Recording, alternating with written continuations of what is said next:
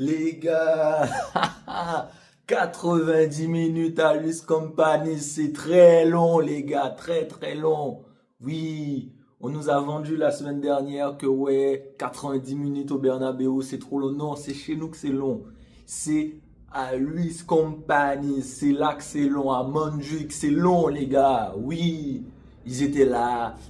Vous savez, il y en a, ils ont espéré, hein. Il y en a, ils ont cru. Je vous dis que il y a même des fans du Barça qui ont été déboussolés à des moments donnés parce qu'à 3-1, on commence à se poser des questions. Par contre, à 3-2, tout de suite derrière, on se dit, bon, ça y est, ça va être réglé cette histoire. Ça va être réglé cette histoire. Non, c'est ça le Barça, les gars. Bon, au-delà de la victoire, les gars, on va se poser des bonnes questions. Il s'est passé des choses en défense aujourd'hui.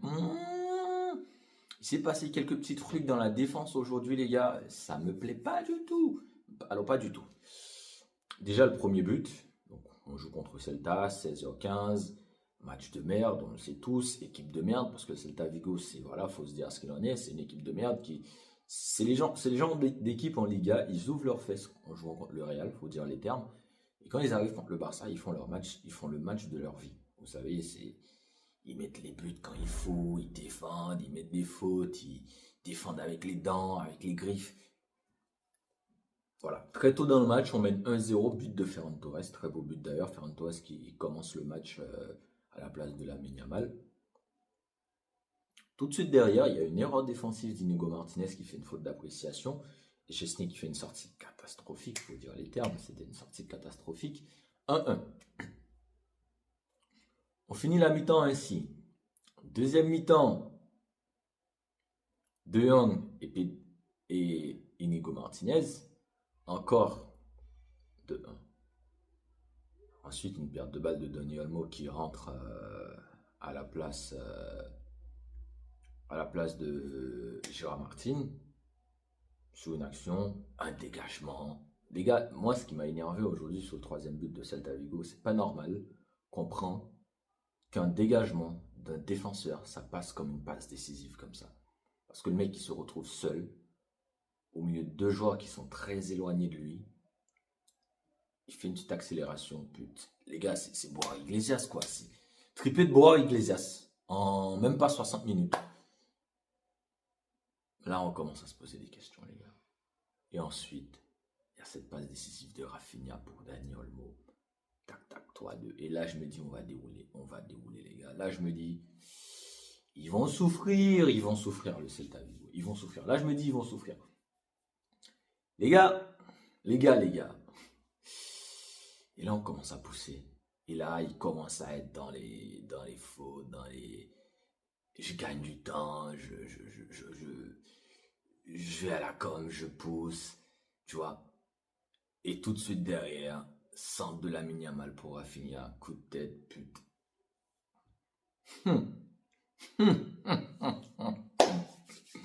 Là, on sent l'odeur du sang. Et là, les gars, vous savez, le match, il bascule. Parce que on était dans un match où le Barça jouait, on va dire pas mal, mais c'était pas quand même du camp Barça, tu vois. C'est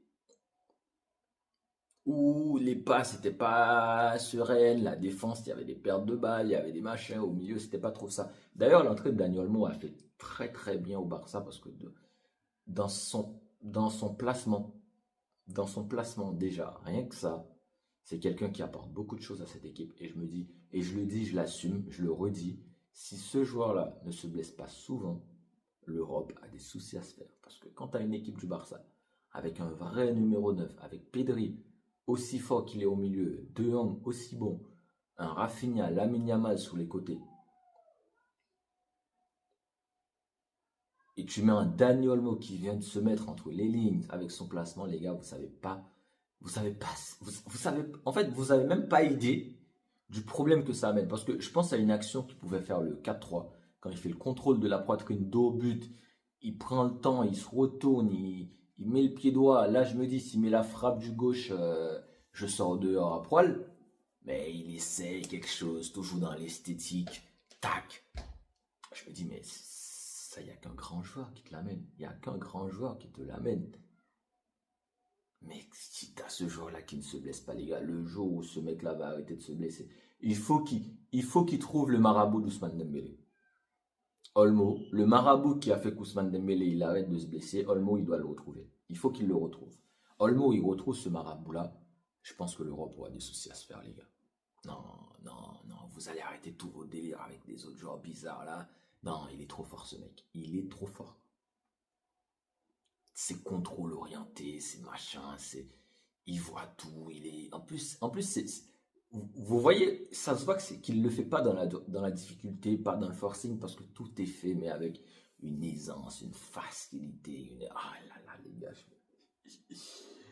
Ah là, les gars, tout est fait, mais d'une facilité, d'une aisance. Moi, je vous le dis très honnêtement, il arrête de se blesser, Daniel Olmo, c'est un mec qui devient très fort, même trop fort.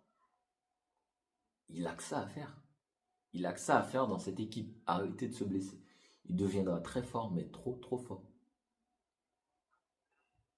Parce qu'il est déjà d'ailleurs. Il est déjà très fort, trop fort, Daniel Olmo. Donc à partir du moment où ce joueur-là, il arrive ce moment où il se blesse pas souvent, où voilà, où ça joue mieux, où il va être trop fort. Il va être trop fort. Il va être trop fort. Cette équipe va être trop forte. Les gars, maintenant, revenons sur la défense. Inigo Martinez. Tonton Inigo. Tonton Marty. Oncle Marty. Tu sais, dans cette équipe, je t'admire beaucoup. Je dis beaucoup du bien de toi parce que moi, je suis quelqu'un. Je suis supporter du Barça avant tout. Je ne suis pas supporter de joueurs de foot. Il y a des joueurs de foot que j'aime beaucoup. Il y en a pas mal. Mais avant tout, je suis supporter d'une équipe.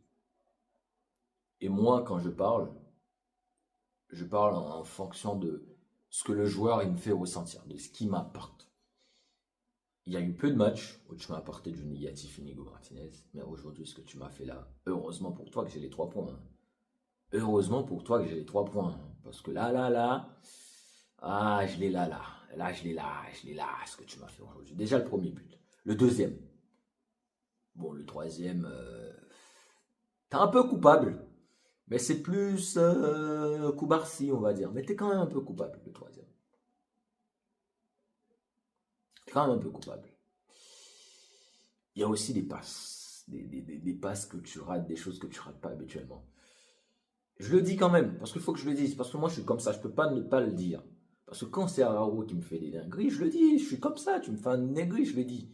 Messi, qui était Messi au Barça, à chaque fois qu'il me faisait une dinguerie, je le disais. Tu me fais une dinguerie, je vais en parler. Je suis comme ça. Je vais pas. Voilà. Ouais. Après, autre point positif, les gars, on a retrouvé le Rafinha buteur, le Rafinha décisif, parce que passeur décisif pour Dani Olmo. Le but de l'égalisation sur coup de tête, il tire le péno à la 97e, les gars. Le péno, il faut parler du péno, les gars. On est arrivé dans un monde où, vous savez, il y a eu péno. On est sur des groupes, on va sur Twitter, on regarde ce qu'ils se dit. On voit les fans du Real qui se plaignent du péno qu'a trouvé le Barça à la 97e. Les gars, je me dis non, non, on vit dans un monde où on dit toujours il faut de tout pour faire un monde. Il y a toujours de tout dans un monde, on trouve toujours de tout. Mais les gars, un fan du Real qui se plaint d'un péno pour le Barça, les gars, ce monde-là, j'étais pas prêt. Et surtout qu'il y a faute. Il y a faute. Parce que Dani Olmo qui arrive, qui protège la balle, on le voit à terre comme ça parce qu'il est dans un sandwich. On voit clairement que voilà, il tombe pas tout seul. Parce que le mec, il est au milieu, vous arrivez comme ça. Il tombe pas tout seul. Et là, l'arbitre qui voulait pas donner faute parce qu'il disait jouer, c'est la VAR qui lui a dit mon gars, il y a quelque chose. Et en fait, moi, c'est ça que je veux qu'il y ait en Espagne. Que ce soit contre le Barça, contre le Barça, pour le Barça, contre le Real, pour le Real, il faut qu'il y ait ça en fait parce que avant il n'y avait pas la VAR. Il se passait des dingueries. On se disait ouais mais l'arbitre ci, l'arbitre ça parce que quand on est derrière une télé et que le réalisateur nous met des reprises, des actions, on revoit ce qui s'est passé, etc. Tout le tralala, c'est simple. Mais quand tu es sur le terrain, que ça va sous le direct, il y a des choses que tu ne vois pas. Moi, j'ai déjà été dans un stade de foot pour regarder un match. J'ai déjà eu les yeux rivés sur une action, bien positionné dans un match, les gars. Moi, je me rappelle un Barça-Séville où le Barça gagne 4-1 cette saison à Montjuic en octobre. Le match juste avant, c'était le match avant de celui contre le Bayern. il y a Lamine Yamal qui met une frappe sur la barre transversale. J'étais convaincu que la frappe était de Ansu Fati. Pourtant, j'étais bien positionné, les gars. Je voyais bien tout ce qui se passait dans le match. C'est là que je vous dis, en fait, c'est un exemple tout con, parce que c'est la première chose qui me vient. En fait, quand tu es sur le terrain, c'est ton job de voir, mais tu peux rater quelque chose. Et c'est là que la VAR intervient, parce que les mecs, ils ont... Leur job, c'est en fait, il s'est passé quelque chose dans la surface. Je vois qu'il y a un joueur qui réclame quelque chose. Je prends la peine de regarder. Je vérifie. Il s'est passé quelque chose. J'appelle l'arbitre, je lui dis, frérot, il s'est passé un truc. Il s'est passé un truc, il faut que tu vérifies. C'est le minimum. Et c'est ce qu'ils ont fait aujourd'hui. Ils ont appelé l'arbitre, ils lui ont dit, il s'est passé quelque chose, j'ai eu contact, va voir l'arbitre, il est allé voir. Il a vu clairement que le joueur, il est arrivé comme un bourrin, comme ça, pam, dans le pied de Dani Olmo, il y a faute. Il y a faute, il y a péno. Et Rafinha, Royal, classique, fini 4-3. Et les fans du Real en PLS. Ciao, ciao, va dodo. Oh purée, ils ont espéré, ils ont cru parce que le Barça perd aujourd'hui, le Real gagne demain, hein, c'est un point, hein. Il y aurait plus qu'un point, les gars. Donc possibilité pour le Real de prendre les devants, les gars, le 11 mai. Vous voyez comment le mano à mano, c'est fort en ce moment. Et là aujourd'hui, il y a 7 points. Donc la pression est plutôt sur le Real parce que le Real doit gagner demain. Oui, le Real doit gagner demain, mais demain tu joues quand même à Bilbao. Je sais pas. Et le dynamique n'est pas bon. On n'est pas dans le bon dynamique à Madrid. Mais bon, c'est une grande équipe, le Real, hein. Moi, je vous dis, le Real, c'est peut-être pas la bonne saison, mais c'est quand même une grande équipe qui est encore en passe de gagner 2 titres cette saison. La Copa del Rey, il y a une finale contre le Barça, mais il y a encore une possibilité de la gagner. Et aussi la Liga, il y a encore aussi une possibilité de gagner la Liga. Donc, ce n'est pas rien.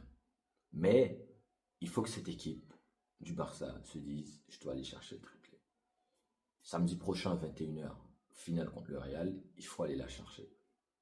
Demi-finale contre l'Inter à la fin du mois, début du mois de mai, il faut aller la chercher. Il faut aller chercher tout. Et ça passe par l'apport du banc, ça passe par les choix tactiques, les choix de qui on repose. Parce qu'on voit en fait aujourd'hui, on a vu une équipe lessivée, fatiguée, parce que on a pu reposer, on a fait le choix de reposer Pedri contre Dortmund. Mardi, on a assuré la qualification dans le dur, mais on l'a assuré. Mais c'était une sage décision en fait de le faire se reposer. Parce qu'on aura besoin d'un Pedri neuf, on aura besoin d'un Pedri propre. Et on voit des joueurs. Lamine Yamal, on l'a fait se reposer aujourd'hui. C'était une très bonne idée. On était dans le dur, mais c'est pas grave. Parce qu'au final, on arrive. Au final, on a retrouvé notre Barça pendant les 20-30 dernières minutes. C'est ce qui compte, non? On a retrouvé un Dani Olmo que j'ai vu en jambes aujourd'hui. Pour moi, c'est ce qui compte. Olmo, j'ai envie de lui dire, frérot, t'as 1 mois et demi. T'as 1 mois et demi où tu dois être pas blessé, en fait. T'as 1 mois et demi. T'as 1 mois et demi à faire sans te blesser. C'est l'essentiel, c'est ce qui compte. On a réussi à se faire se reposer des mecs aujourd'hui. Rafinha, bon, il s'est pas reposé, mais il s'est reposé quand il est revenu du Brésil. Lewandowski, il a pris un coup, j'espère que c'est pas grave. Dani Olmo, il est rentré en cours de jeu. Yamal qui rentre en cours de jeu. Les gars, il faut qu'on fasse reposer les joueurs petit à petit. Koubarsi, on l'a fait sortir à un moment donné. Il faut en fait. Parce qu'on ne se rend pas compte, mais cette équipe, elle est lessivée. Le Barça a fait quelque chose qui ne se fait pas dans le foot. Que la dernière fois que ça s'est fait dans le foot, c'était il y a peut-être 20 ans, les gars. Qu'une équipe ait joué autant de matchs en peu de temps. Non. C'est fort ce qui se fait en ce moment. Donc oui, il me semble que c'est mardi qu'on joue. Je ne sais plus quel match le Barça a demandé à ce que ça soit repoussé ou que ça soit joué plus tôt. La Liga a refusé. C'est pas grave, ça ne m'étonne pas venant de la Liga. Je vais vous dire, hein, les gars, c'est Barcelone. On a gagné 4-3 contre Vigo aujourd'hui. On joue contre Mallorca mardi à 21h30. Donc oui, entre mardi et samedi, il y aura beaucoup de jours. Dimanche, lundi, bon, entre aujourd'hui et mardi qui vient, il n'y a pas beaucoup de jours. Mais entre mardi et attendre le samedi, il y aura beaucoup de jours. Vous savez, dans l'autre sens, ça marche mieux. il faut gérer contre Majorque. Bon, c'est à la maison, on peut faire tourner. Ils sont combien de Liga Majorque? Entre nous, les gars. Ils sont combien de Liga Majorque? Bon, ils sont septième de Liga quand même. On peut quand même essayer.